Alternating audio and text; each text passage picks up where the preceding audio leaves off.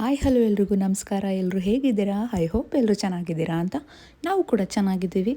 ಇವತ್ತೇನು ಸ್ಪೆಷಲ್ ಮಾಡ್ತಾಯಿದ್ದೀವಿ ಅಂತ ಅಂದ್ಕೊಂಡಿದ್ದೀರಾ? ಆಲ್ರೆಡಿ ನೀವು ತಮ್ಮನೇಲ್ನ ನೋಡಿರ್ತೀರಾ, ನಿಮಗೆ ಗೊತ್ತಾಗಿರುತ್ತೆ. ನಾವಿರೋದು ಹಾಸನಲ್ಲಿ. ಇಲ್ಲಿ ಈ ವೆದರ್ಗೆ ಇವತ್ತು ಮಳೆ ಬರ್ತಿದೆ. ಸೊ ಬಿಸಿ ಬಿಸಿಯಾಗಿ ಏನಾದರೂ ತಿನ್ನಬೇಕಂತ ಅನ್ನಿಸ್ತು, ಸ್ಪೈಸಿಯಾಗಿ. ಅದಕ್ಕೆ ನಾವಿವತ್ತು ಒತ್ತು ಶಾವಿಗೆನ ಮಾಡ್ತಾಯಿದ್ದೀವಿ. ನೀವು ನಗ್ಬೋದು, ಒತ್ತು ಶಾವಿಗೆ ಸ್ಪೈಸಿಯಾಗಿರುತ್ತಾ ಅಂತ. ಒತ್ತು ಶಾವಿಗೆ ಸ್ಪೈಸಿಯಾಗಿರಲ್ಲ, ಅದ್ರ ಜೊತೆ ನಾಟಿ ಕೋಳಿ ಸಾಂಬಾರು ಮಾಡ್ಕೊಂಡು ತಿಂತಾಯಿದ್ದೀವಿ. ಸೊ ಈಗ ಮೇನ್ ಡಿಶ್ ಬಂದುಬಿಟ್ಟು ಒತ್ತು ಶಾವಿಗೆನ ಹೇಗೆ ಮಾಡೋದು ಅಂತ ನಾನು ತೋರಿಸ್ಕೊಡ್ತೀನಿ. ಆದರೆ ಹೇಳ್ದಷ್ಟು ಸುಲಭ ಅಲ್ಲ ಒತ್ತು ಶಾವಿಗೆ ಮಾಡೋದಕ್ಕೆ, ತುಂಬಾ ಕಷ್ಟ, ಬಟ್ ಅಷ್ಟೇ ಟೇಸ್ಟಿಯಾಗಿರುತ್ತೆ. ಸೊ ಹೇಗೆ ಮಾಡೋದು ಅಂತ ನೋಡ್ಕೊಂಡು ಬರೋಣವಾ? ಬನ್ನಿ ಬೇಗ.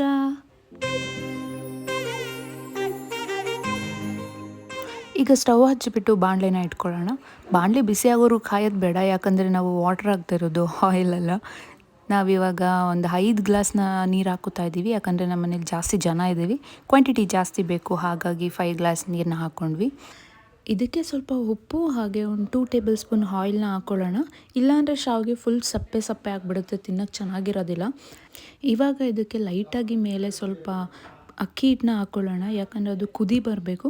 ಕುದಿ ಬಂದಾದಮೇಲೆ ಪೂರ್ತಿ ಅಕ್ಕಿ ಹಿಟ್ಟನ್ನ ಹಾಕ್ಕೊಂಡು ಮಿಕ್ಸ್ ಮಾಡ್ಕೋಬೇಕಾಗುತ್ತೆ. ಇವಾಗ ನಾನು ಅದನ್ನು ಕ್ಲೋಸ್ ಮಾಡ್ತಾಯಿದ್ದೀನಿ.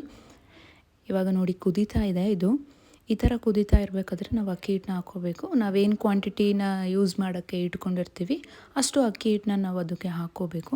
ನಾವಿಲ್ಲಿ 5 ಗ್ಲಾಸ್ ವಾಟರ್ಗೆ 5 ಬೌಲ್ ಅಕ್ಕಿ ಹಿಟ್ಟನ್ನ ನಾವು ಹಾಕ್ಕೊತಾ ಇದ್ದೀವಿ.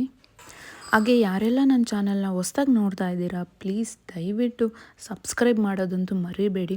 ಲೈಕ್ ಮಾಡಿ, ಶೇರ್ ಮಾಡಿ, ಕಮೆಂಟ್ ಮಾಡಿ, ಹಾಗೆ ಬೆಲ್ಲೈಕನ್ನ ಕ್ಲಿಕ್ ಮಾಡಿ. ನಮ್ಮದು ಯಾವುದೇ ವೀಡಿಯೋಸ್ ಬಂದರೂ ನಿಮಗೆ ನೋಟಿಫಿಕೇಷನ್ ಬರುತ್ತೆ, ಯಾಕಂದರೆ ಹೊಸ್ದಾಗಿ ಸ್ಟಾರ್ಟ್ ಮಾಡ್ತಾ ಇದ್ದೀವಿ. ನೀವೆಲ್ಲ ಸಪೋರ್ಟ್ ಮಾಡ್ತೀರಾ ಅಂತ ಅಂದ್ಕೊಂಡಿದ್ದೀನಿ.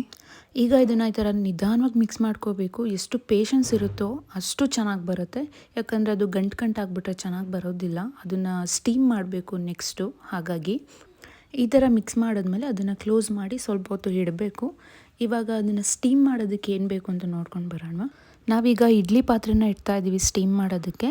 ಅದಕ್ಕೆ ಒಂದು 2-3 ಗ್ಲಾಸ್ ನೀರನ್ನ ಹಾಕ್ತಾಯಿದ್ದೀವಿ, ಯಾಕಂದರೆ ತಳ ಸೀಬಾರ್ದು ಅನ್ನೋ ಒಂದೇ ಒಂದು ಕಾರಣಕ್ಕೆ. ಹಾಗಾಗಿ ನೀರನ್ನ ಹಾಕ್ತಾಯಿದ್ದೀವಿ. ನೋಡಿ, ಇಷ್ಟು ನೀರಿದ್ರೆ ಸಾಕು ಈ ಲೆವೆಲ್ಗೆ. ಈಗ ಅದು ನೀರು ಬಾಯ್ಲ್ ಆಗಬೇಕು, ಹಾಗಾಗಿ ನಾವು ಅದನ್ನು ಲಿಡ್ ಕ್ಲೋಸ್ ಮಾಡಿ ಒಂದು 5 ಮಿನಿಟ್ಸ್ ಇಟ್ಟರೆ ಸಾಕು. ಶಾವಿಗೆ ಹಿಟ್ಟು ತಣ್ಣಗಾಗಿದೆ, ಅದನ್ನು ತೆಗೆದು ಈ ಥರ ಮಿತ್ಕೋಬೇಕು. ಕೆಲವು ಕಡೆ ಮುದ್ದೆ ಮಾಡ್ತಾರಲ್ಲ, ಆ್ಯಸ್ ಇಟ್ ಈಸ್ ಅದೇ ಥರ ಮಾಡಿಬಿಟ್ಟು ಉಂಡೆ ಕಟ್ಟಿ ಸ್ಟೀಮ್ಗೆ ಇಡ್ತಾರೆ.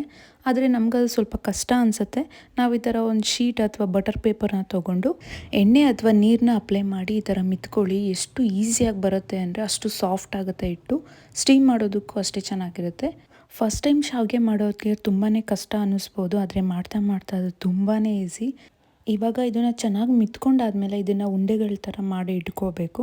ನಮ್ಗೆ ಯಾವ ಸೈಜಲ್ಲಿ ಬೇಕು ಸ್ಟೀಮ್ ಮಾಡೋದಕ್ಕೆ ಆ ಸೈಜಲ್ಲಿ ಉಂಡೆಗಳನ್ನ ಮಾಡಿ ಇಟ್ಕೊಳ್ಳಿ. ನಾವು ಈ ಸೈಜಲ್ಲಿ ಮಾಡಿ ಇಟ್ಕೋತಾ ಇದ್ದೀವಿ. ಈ ಒಂದು ಉಂಡೆಯಿಂದ ಒಂದು ಶಾವಿಗೆನ ನಾವು ಒತ್ತುತ್ತೀವಿ, ಹಾಗಾಗಿ ಇಷ್ಟು ಕ್ವಾಂಟಿಟಿ ತೊಗೊಂಡಿದ್ದೀವಿ.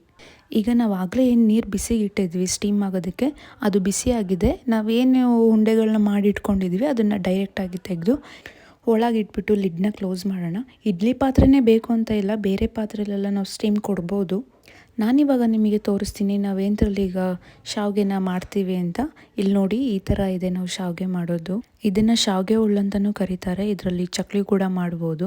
ಡಿಫ್ರೆಂಟ್ ಟೈಪ್ಸಲ್ಲಿ ಕೂಡ ಶಾವಿಗೆ ಹುಳ್ಳು ಸಿಗತ್ತೆ ನಿಮಗೆ, ಬಟ್ ಬೆಟರ್ ಅಂದರೆ ಇದೇನೆ, ಯಾಕಂದರೆ ಇದನ್ನು ಕುತ್ಕೊಂಡು ಮಾಡ್ಬೋದು. ಮಿಕ್ಕಿದ್ದೆಲ್ಲ ಕೈ ಸುಟ್ಟೋಗುತ್ತೆ, ಇಟ್ಕೊಳ್ಳೋಕ್ಕಾಗಲ್ಲ, ಅಷ್ಟು ಬಿಸಿ ಇರುತ್ತೆ. ಬಟ್ಟೆ ಇಟ್ಕೊಂಡ್ರೂ ಜಾರ್ ಹೋಗುತ್ತೆ. ಇದಾದರೆ ಬೆಸ್ಟ್ ಅಂತ ಹೇಳ್ಬೋದು. ಕೈಯೇನು ಸುಡೋದಿಲ್ಲ ಅಷ್ಟೇ, ಆದರೆ ಈಸಿ ಅಂತೂ ಅಲ್ಲ, ಎಫರ್ಟ್ ಹಾಕಬೇಕು. ಅಷ್ಟೇ ಚೆನ್ನಾಗಿ ಶಾವಿಗೆ ಬರುತ್ತೆ, ಲೈಕ್ ನೂಡಲ್ಸ್ ಥರ. ಸೊ ಇವಾಗ ಹೇಗೆ ಮಾಡೋದು ನೋಡ್ಕೊಬರೋಣ ಬನ್ನಿ.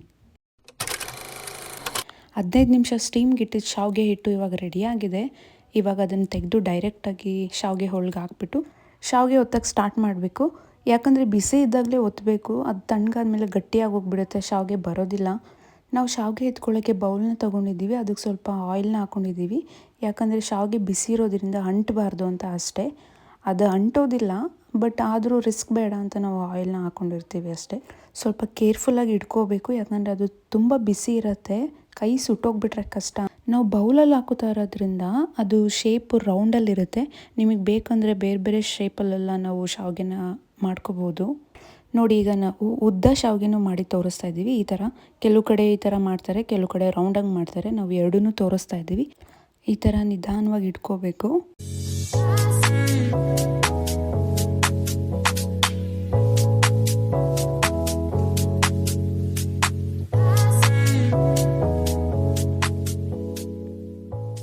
ನೋಡಿ ಎಷ್ಟು ಚೆನ್ನಾಗಿ ಶಾವಿಗೆ ಬರ್ತಿದೆ. ನೂಡಲ್ಸ್ ಥರನೇ ಕಾಣಿಸ್ತಾ ಇದೆ, ಶಾವಿಗೆ ಥರ ಕಾಣಿಸ್ತಾನೇ ಇಲ್ಲ. ಅದು ಅಷ್ಟು ಬಿಡಿ ಬಿಡಿ ಆಗಿದೆ.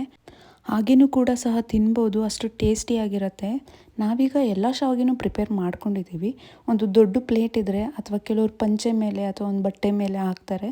ನಾವು ಈ ಥರ ಒಂದು ದೊಡ್ಡ ಪ್ಲೇಟ್ ಇತ್ತು ನಮ್ಮ ಹತ್ರ, ಅದ್ರ ಮೇಲೆ ಹಾಕಿದ್ದೀವಿ. ನಾವು ನಿಮಗೆ ತೋರಿಸ್ಲಿಕ್ಕೋಸ್ಕರ ಬೌಲಲ್ಲೂ ಶಾವಿಗೆನ ತಗೊಂಡಿದ್ದೀವಿ, ಹಾಗೆ ಉದ್ದ ಶಾವಿಗೆನೂ ಮಾಡಿದ್ದೀವಿ. ಟೇಸ್ಟ್ ಮಾತ್ರ ಅಲ್ಟಿಮೇಟ್ ಆಗಿತ್ತು, ಯಾಕಂದರೆ ನಾವು ಅದು ಕಾಂಬಿನೇಷನ್ ಆಗಿ ನಾಟಿ ಕೋಳಿ ಸಾಂಬಾರನ್ನ ಮಾಡಿದ್ವಿ. ನೀವು ಕೂಡ ಮನೆಯಲ್ಲಿ ಮಾಡ್ಕೊಂಡು ತಿನ್ನಿ, ನಿಜವಾಗ್ಲೂ ಚೆನ್ನಾಗಿರುತ್ತೆ, ಎಲ್ಲರೂ ಇಷ್ಟಪಟ್ಟು ತಿಂತೀರಾ. ಹಾಗೆ ಇದಕ್ಕೆ ಇನ್ನೊಂದು ಕಾಂಬಿನೇಷನ್ ಏನಪ್ಪ ಅಂತ ಅಂದರೆ ಕಾಯಿ ಹಾಲು ಮಾಡ್ತೀವಿ ನಾವು. ಕೆಲವು ಕಡೆ ಕಾಯಿ ರಸ ಅಂತ ಕರೀತಾರೆ, ನಾವು ಕಾಯಿ ಹಾಲು ಅಂತ ಹೇಳ್ತೀವಿ. ಅದ್ರ ಜೊತೆ ಕಾಂಬಿನೇಷನ್ನು ತುಂಬಾ ಚೆನ್ನಾಗಿರುತ್ತೆ. ನೀವು ಒಂದು ಸಲ ತಿಂದರೆ ಪದೇ ಪದೇ ತಿನ್ನಬೇಕು ಅನ್ನೋಷ್ಟು ಟೇಸ್ಟ್ ಇರುತ್ತೆ.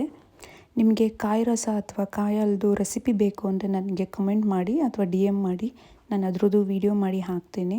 ಕೆಲವು ಕಡೆ ಶಾವಿಗೆ ಸಾಂಬಾರ್ಗೆ ಹಾಕಿದ ತಕ್ಷಣ ಮುದ್ದೆ ಮುದ್ದೆ ಆಗೋಗ್ಬಿಡುತ್ತೆ, ಆದರೆ ಇದು ಆ ಥರ ಇಲ್ಲ. ಯಾಕಂದರೆ ಕನ್ಸಿಸ್ಟೆನ್ಸಿ ಕರೆಕ್ಟಾಗಿದ್ದರೆ ಎಲ್ಲ ಚೆನ್ನಾಗಿ ಬರುತ್ತೆ. ಸ್ವಲ್ಪ ಎಫರ್ಟ್ ಆ್ಯಂಡ್ ಪೇಷನ್ಸ್ ಇರಬೇಕಷ್ಟೇ. ಯಾರಿಗೆಲ್ಲ ಈ ರೆಸಿಪಿ ಇಷ್ಟ ಆಯಿತು ಲೈಕ್ ಮಾಡಿ, ಶೇರ್ ಮಾಡಿ ಆ್ಯಂಡ್ ಸಬ್ಸ್ಕ್ರೈಬ್ ಮಾಡಿ. Thank you.